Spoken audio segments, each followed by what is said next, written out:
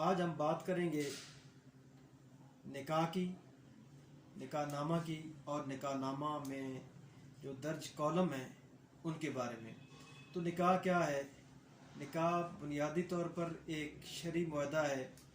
جو مسلمان مرد اور عورت کے مابین ہوتا ہے، جس کی وجہ سے ان کے آپس میں حقوق و فرائض وہ پیدا ہو جاتے ہیں اور حقوق و فرائض کا تعین ہو جاتا ہے، اور ان کی وجہ سے جو جنسی تعلق ہوتا ہے وہ جائز ہو جاتا ہے، اور ان کی جو اولاد ہوتی ہے وہ صحیح النسب ہو جاتی ہے۔ اب جو نکاح ہے اس کو جو ڈاکومنٹ جس ڈاکومنٹ پہ رجسٹرڈ کیا جاتا ہے اسے کہا جاتا ہے نکاح نامہ، اور وہ ڈاکومنٹ نکاح نامہ ہے اس کی جو رجسٹریشن ہوتی ہے وہ سیکشن 5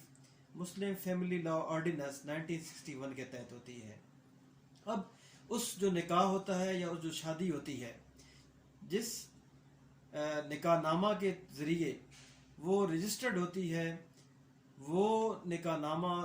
رجسٹر کرانا انتہائی ضروری اور لازمی ہوتا ہے، اور اگر اس نکاح نامہ کی رجسٹریشن نہ کی جائے تو وہ سیکشن جو 5 ہے اس کی سب سیکشن 4 ہے، اس سب سیکشن 4 کے تحت اس کی سزا کا بھی تعین کر دیا گیا ہے کہ اگر کوئی شخص اپنی شادی کو رجسٹرڈ نہیں کراتا ہے تو اس کی سزا کم 3 ماہ ہوگی، اور اس پہ جرمانہ 1000 روپیہ ہوگا، یا دونوں سزائیں اکٹھی بھی ہو سکتی ہیں۔ اب یہ ہو گیا نکاح کہ ایسا نکاح اور نکاح نامہ۔ تو نکاح نامہ ایسی دستاویز جو زوجین کے حقوق و فرائض کا تعین کرتی ہے۔ اب نکاح نامہ کے کالم ہیں، تو نکاح نامہ کے کالم میں ہم سب سے پہلے دیکھیں گے کہ اس کے کالم جو ہیں وہ امپورٹنٹ کالم کون سے ہیں۔ تو نکاح نامہ کے جو امپورٹنٹ کالم ہیں وہ کالم نمبر 13، 14، 15، 16 اور 17 ہے۔ اب سب سے پہلے ہم دیکھیں گے کہ نکاح نامہ کا جو کالم نمبر 13 ہے وہ کیا ہے۔ تو نکاح نامہ کا جو کالم نمبر 13 ہے اس میں جو لکھا ہے وہ ہے حق مہر کی یا مہر کی رقم۔ اب مہر کی رقم سے مراد وہ رقم ہے جو فریقین کے درمیان اس نکاح نامہ کو رجسٹر کرتے وقت یا نکاح کے وقت مابین فریقین طے کر دی گئی ہو۔ تو مہر کی رقم میں معجل بھی آتی ہے، غیر معجل بھی آتی ہے۔ تو جتنی بھی رقم، چاہے وہ معجل ہو یا غیر معجل ہو، چاہے وہ زیورات کی صورت میں ہو، نقد ہو، پراپرٹی کی صورت میں ہو، جتنی بھی رقم ہو، کسی مکان کی مالیت ہوگی، جملہ رقم ہو جو جتنی بھی ہوگی وہ اس کی مہر کی رقم درج کی جائے گی۔ آگے پھر اس کی جو نکاح نامہ کے کالم نمبر 13 ہے کہ مہر کی رقم کتنی ہوگی، اس کی پھر آگے تفصیل کالم نمبر 14 میں کہ مہر کی کتنی رقم معجل اور کتنی غیر معجل ہے۔ یعنی کہ اب یہاں پہ اس کالم میں یہ انٹری ہوگی کہ کل رقم کتنی طے کر دی گئی ہے، اور اس رقم میں سے معجل یعنی اسی وقت کتنی ادا کر دی گئی ہے، اور کتنی غیر معجل ہو گئی ہے۔ غیر معجل یعنی بعد میں وہ ادا ہوگی۔ اب کالم نمبر 15 یہ ہے کہ آیا مہر کا کچھ حصہ شادی کے موقع پر ادا کیا گیا، اگر کیا گیا تو وہ کس قدر۔ یعنی کہ اس میں یہ تفصیل ہوگی کہ اگر شادی کے موقع پر دلہن کو جتنی بھی چیزیں، جتنی بھی رقم، جتنی بھی مالیت، جتنی بھی پراپرٹی، جتنے بھی زیورات موقع پر ادا کر دیے گئے ہیں مہر کی رقم میں سے، مہر میں سے، تو اس کا اندراج جو ہے وہ کالم نمبر 15 میں ہوگا۔ اب 16 نمبر کالم ہے، اس کے کانٹیکٹس یہ ہیں کہ آیا پورے مہر یا اس کے کسی حصے کے عوض میں کوئی جائیداد دی گئی ہے، اگر دی گئی ہے تو اس جائیداد کی وضاحت اور اس کی قیمت جو فریقین کے مابین طے پائی۔ یعنی جتنا بھی مہر طے ہوا اس میں اگر کوئی پراپرٹی دی گئی، اگر کوئی جائیداد دی گئی، کوئی مکان دیا گیا، یا جو بھی اس نوعیت کی کوئی چیز دی گئی، تو اس کی صراحت اور وضاحت وہاں پہ درج کی جائے گی کہ اتنا مہر طے ہوا تھا، اور اس مہر کے عوض اتنے جو جائیداد ہے وہ دے دی گئی ہے۔ اب یہ جو کالم ہے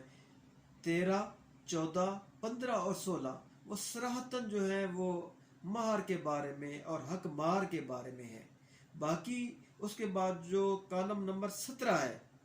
کالم نمبر 17 خاص شرائط اگر مابین فریقین کو طے ہوں تو اس کا اندراج اس میں ہوگا۔ اب یہاں پہ یہ بات یاد رہے اور اس کی وضاحت بہت ضروری ہے کہ کالم نمبر 17 کا کوئی تعلق مہر کے ساتھ نہیں ہوتا ہے، کہ مہر اور حق مہر جو طے کیا جاتا ہے اس کی جملہ وضاحت column number 13، column number 14، column number 15 اور کالم نمبر 16 میں ہی درج کی جاتی ہے اور اس کو اسی میں ہی لکھا جانا چاہیے۔ اور اسی طرح اگر مابین فریقین کوئی شرائط طے کر دی جاتی ہیں، خاص شرائط یعنی جو حق مہر سے ہٹ کر ہو، تو ایسی شرائط جو ہیں ان کی جو وضاحت ہوگی، ان کی جو تحریر ہوگی وہ کالم نمبر 17 میں ہوگی، لیکن اس کا کوئی تعلق حق مہر کے ساتھ نہیں ہوگا۔